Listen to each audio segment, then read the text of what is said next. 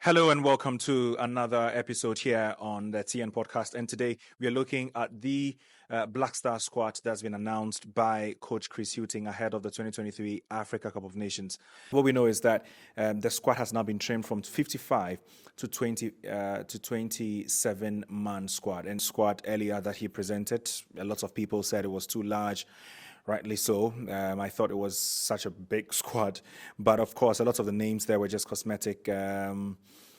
Several Ghana Premier League players, found themselves in there, and we knew they were not going to make it into the tournament itself, regardless of the injuries, that the senior players were going to record. But all in all, Chris Hughting on Monday announced the squad for the 2023 AFCON. Ghana is bidding to win a fifth title. It's been long coming. It's been 40 years since the last, trophy won, and that was in 1982. So just about 41 years. And the Black Stars want to win it this time. Will they be able to do that? Well, we wait to see. That you have and the standing that you have in the media game. So firstly I thank you for that. If I'm speaking about mysterious hands, there are only two sets of mysterious hands that can have any influence at all on the team that I pick or the squad that I pick, and that is my two assistants, George and Diddy. And that's it. I have a relationship with my technical staff, with the GFA and the media. And around this period of time, I'm experienced enough and have been doing this job long enough to know that if the team doesn't do well, then I will be looked at. This is normal. This is normal as management. So certainly under any of them circumstances, is that any team, any tactic, any squad that I pick will be my team. My team, my squad, my tactics. Thank you. There are about 5 or 6 big names missing from this one. How does it affect the Black Stars in Abidjan? We'll wait to see. And I'm going to be dissecting that. I'll try and look at each and every one of these guys and how that will affect, the Black Stars. But first of all, let's run through the squad. What we know is there's going to be Lawrence Atizigi. He's going to be one of the goalkeepers. Also, Richard Ofori will be in there. Jojo Wallacott is another goalkeeper. For the defenders, Alidu Seidu, Dennis Odoi, Kingsley Schindler, Gideon Mensah, Hamid Abdul Fatau. Also gets a nod for the AFCON. Daniel Amati, of course, centre-back. Nicolas Opoku, centre-back. Alexander Jiku, centre-back. Mohamed Salisu is centre-back as well. Now let's go to the midfielders. There's Samet Salis, Baba Idrisu, Majida Shimero, Elisha Owusu, Richmond Lamte, Mohamed Kudus, Andre Ayew, Ransford Koningsdorfer, Osman Bukari, Joseph Pinto, Jordan Ayew, and Ernest Niema. For the strikers, and we're talking number 90 here, we have Iñaki Williams, Antoine Semenyo, and Jonathan Sowa. These are the guys that Chris Hughting will be relying on for the AFCON 2023. Now, as we know, a lot of these names we've seen in the last 1 year, about 98%. Fatau Hamid is the only new inclusion, and even he is not totally new, considering he's been in and around the Black Stars the last couple of games, the last friendlies. He gets a nod, but let's look at the goalkeeping department. I think it's pretty much straightforward. It's Manaf who makes way for... It's pretty much straightforward. Jojo Wallacott comes in again. There is Richard Ofori, who has been part of the team for a few games this season, the last year, that was 2023. And then there is Lawrence Atizigi, who has been number 1 since last year. And so, the goalkeeping positions pick themselves. Let's look at the defenders. Ali Seidu and Denis Odoi are very strong contenders for the right-back position. The centre-backs, I think it picks itself. Jiku, Amate, Salisu, and Nicolas Opoku are the main guys that will be relied on. And then, of course, on the left side, we have Kingsley Schindler, we have Gideon Mensah, and then we have Fatau over there as well. Now, I think that is also strong. I look at this defense, and I think it's not the best defense. It's not what we've seen in previous tournaments where Ghana boasted a very, very good and reliable, solid backline. This has considered a fair number of goals, especially in the last friendly games. It wasn't the greatest of looks at all, and I'm hoping that we are able to find a bit of form defensively going into the AFCON, because coming up against Egypt, for example, who are fearsome in attack, we must make sure that we keep them at bay, and it would largely depend on these men that I just mentioned. Between Dennis Odoye and Alidu Seidu, I think Alidu maybe picks himself in right back, although, as we saw in the last game, Dennis Odoye might come in and bring in a bit of maturity and experience at the back, and I would prefer him anyway, at right back spot. I'm not here to, predict who will start and what the starting 11 will be. I'm just running through the 27-man squad and also letting you know who got the nod.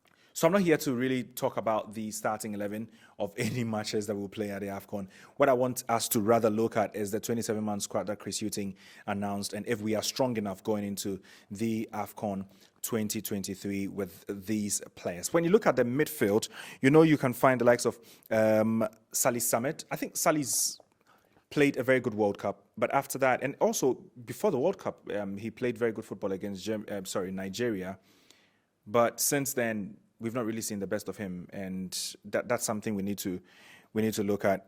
Baba Idrisu has been a very dicey topic. He's been a man that I would have hoped traveled with us to Qatar, but he didn't get the nod, very painfully. But he's in the squad, and he would at least have a point to prove. So let's see if he's able to do that.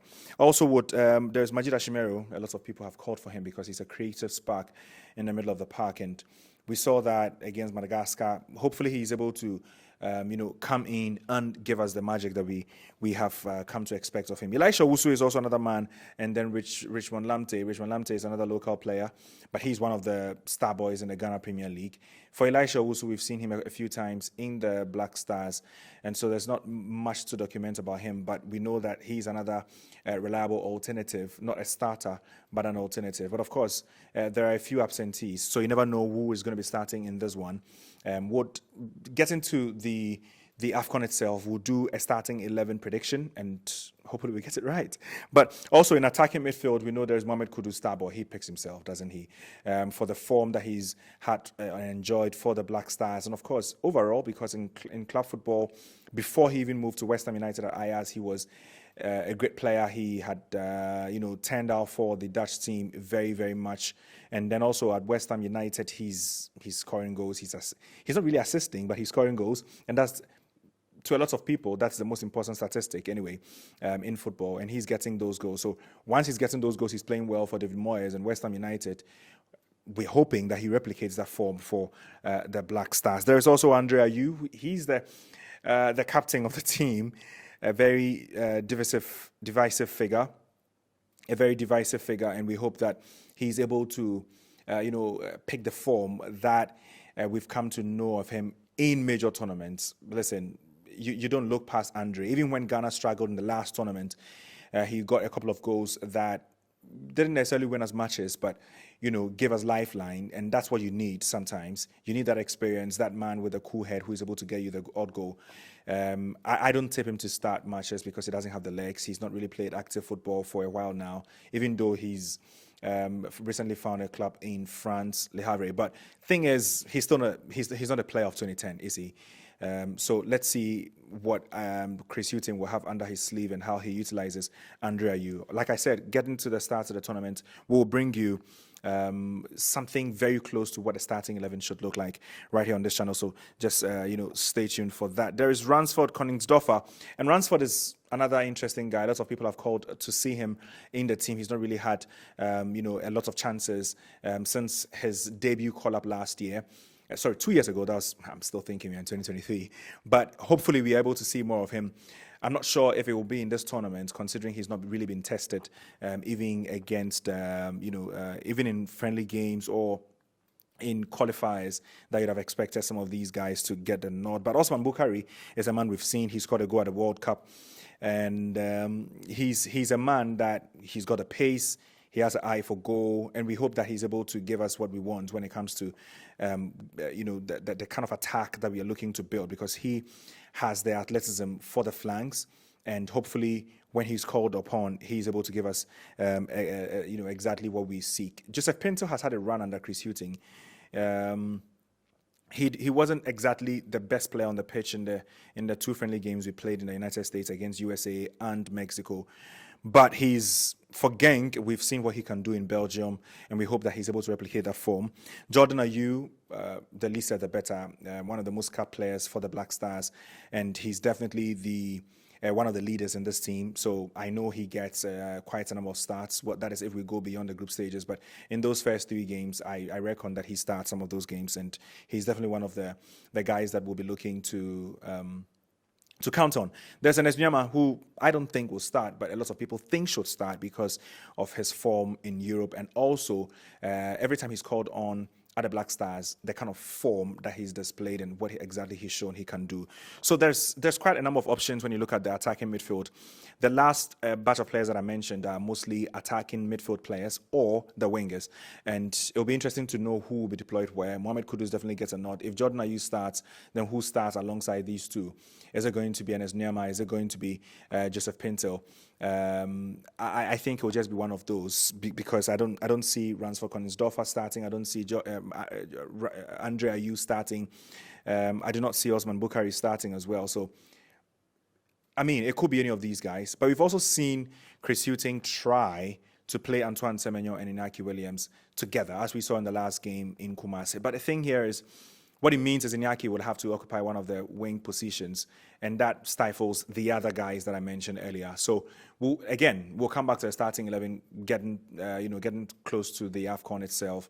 But for now, we are profiling the entire team. So for the strikers, we have Antoine Semenyo in there as a number 9. We have Inaki Williams also in there as a number 9. And then we have Jonathan Soa also called on, who gets a place for the AFCON 2023. So if you wanted to know who the players are, there they are.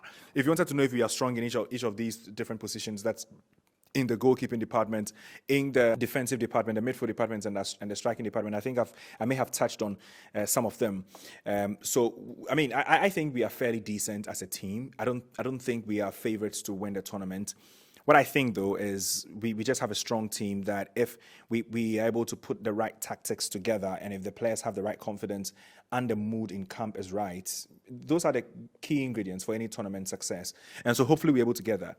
What you should know is maybe we could get into the mind of Chris Hughton just a little bit when he says Antoine Semenyo, Inaki Williams, and Jonathan Soa are his number 9s. That's what he said at a press conference. And so if we want to get into his mind, maybe it's an inclination of how he wants to deploy these guys and how he sees the other players, because they are quite a number, and of course he would want to build the strongest possible team. It's not about favoritism or pleasing any individual. It's about building the right team spirit to win the tournament or to advance as furthest as possible, and hopefully the Black Stars are able to get to the final, because I mean in the final it's anybody's game, and we'll hope to win the title. That would be miraculous, wouldn't it? Because there are quite a number of strong, teams in the AFCON. Again, we'll bring another episode where we'll profile all the top favorites for this particular Africa Cup of Nations 2023. Now let's go to the big absentees, and there are about 5 or 6 of them. Of course, the biggest one is Thomas Partey. Partey is not in this AFCON 2023 squad, and it's because of the injuries he's sustained this season at Arsenal. He's not been a regular for the Gunners, and this just goes to confirm that he's been struggling physically, to sustain a number of matches on the pitch, and so he gets dropped. He is going to be a big absentee because he's a big player. He's a big name. He obviously invokes a lot of fear when he's in any side, especially for the Black Stars. He's one of the strongest names we have on paper, and so his absence obviously would take a bit of pressure of the opponents. They know they are against a midfield that is not as strong as when Partey is in there, because of the moments of brilliance and quality that he's able to produce, in different times in a game. So this is something that Chris Hughton definitely will be looking at, and I think it's a big absence for the entire country. But we also have to look at several other players who also didn't get the nod, and maybe I'll go back to defense this time and look at Tariq Lamptey. Tariq Lamptey has not exactly featured for the Black Stars since his debut call-up in 2022, but he is a brilliant footballer. He's the kind of player that you want, on your flank, because attacking wise, Tariq offers a lot with his crosses, with his final third passes. I think that he's definitely someone that would have hoped to get into the AFCON and maybe at full fitness as well. But he's been struggling with injuries for a while now and doesn't get a place. His coach at Brighton, De Zerbi, wasn't happy when he was included in the 55-man squad, but I hope that now he is, a bit relieved, because Tariq won't be in Ivory Coast. Another player who will miss out in Ivory Coast will be Fatah Issahaku. Now, that is something that some people have still not understood yet, and I'll try and break it down. Issahaku has been playing good football for Leicester City. He's scoring goals, he's assisting in the English Championship. And remember, he's on loan from Sporting Lisbon, right? And he's now playing for Leicester City. Leicester City are keen to sign him, but here's the thing. If Leicester City can't sign him, he needs to play a certain number of games. Issahaku himself is keen to stay in England, especially when Leicester City are poised to return to the Premier League, and that'll be big for him. And the kind of form and the way he settled easily into life in England, and of course in the Leicester City team, he knows that he needs to accrue those number of games. Should he miss those games and rather represent Ghana at the AFCON, then he misses out on signing for Leicester City. And maybe long term, he's looking at his personal career, he's looking at what things will look like for him beyond the AFCON. And I mean, all things said, he's not really a starter for the Black Stars, is he? And so he is another player that drops out. Baba Rahman. Now, the last time I saw Baba Rahman play for Ghana wasn't a disaster for him personally. I didn't think it was such a bad game, but the fans at the Baba Yara Sports Stadium tore him apart, and he's not really been around the team since then. He's playing well for PAOK in Greece, but he is not part of the squad, and I think for obvious reasons. Maybe for the confidence that was squashed, maybe because he decided, not to be part of this team. But, as fans sometimes, I remember in the stands, I was trying to calm the fans around me down. I was telling them, you know what, calm a bit down, because he's not that much a bad player. He's had bad moments, as have almost every player in the Black Stars, maybe besides Mohamed Kudus, but even he has had bad moments. So cut him some slack, but he's not in the team anymore. So I don't know who the next target is going to be. But we also have to remember that there will be quite a number of absentees, including Daniel Kofichre. Kofichre has been struggling with injuries, and he suffered a long-term injury sometime last year, and so he misses out. He's an automatic exclusion from this team. Kofichre has been, a phenomenal player. I think in the last AFCON, he was one of the players that carried the ball and gave the fans a bit of hope every time he had the ball at his feet. And he's another notable exclusion from this particular team, including Kamaldeen Sulemana. Now, Kamaldeen's issue is a bit here and there. He's lost a bit of form. He struggled with a couple of injuries. He's not the player he used to be.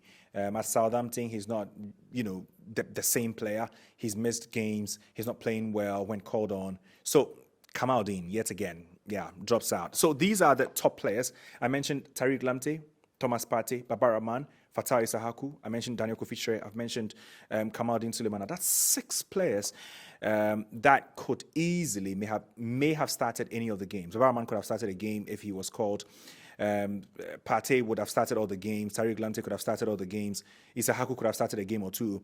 Kamaldeen Sulemana could have started a game. So these are Daniel Kofichre could have started a game. That was if he was fully fit and ready for the tournament as huge as this. So these are players that Ghana will be missing. How do they affect the team now? Let's try and get into that, because I look at what we are trying to do as a team, looking to win the AFCON, and I don't think we have the materials for it. Let's be honest with ourselves. We have we have the material. We have a set of materials that, with a top class coach, maybe could have won the title, maybe could have won the trophy. But we don't have that coach, and the players, per what they've shown us in qualifiers against minnows like Madagascar and Angola, we've not really won games convincingly. We've won in the dying minutes of the games, at home, in front of our own fans.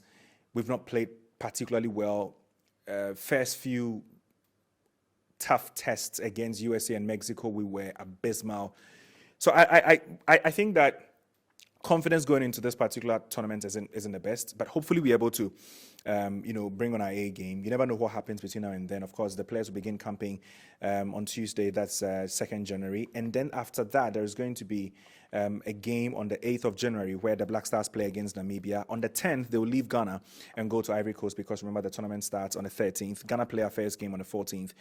And hopefully we're able to kickstart well. And then by the time we face Egypt, it'll be really good for our group and wherever we stand, because we need to move on from the group. The last AFCON we placed, we didn't do well. And we were booted out after that last game and the last defeat against Comoros. Remember, we started with a defeat to Morocco, and then we drew our second game, lost to Comoros.